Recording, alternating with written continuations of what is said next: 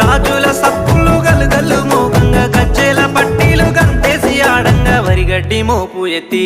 ఓ పిల్ల వయ్యారి నడుము పవే ఈ వేళ సిగ్గు సింగారాలు సిలుకుతున్నట్లుగా ముద్ద మందారాలు పలుకుతున్నట్లుగా మాయా మాటలు వెలకకు పిల్లగా మాట్లాడుస్తున్నారు తోవల్లో సెలయేళ్ళు పారుతుంటే ఓ పిల్ల ఎదగుళ్ళు గుర్తుండే లోన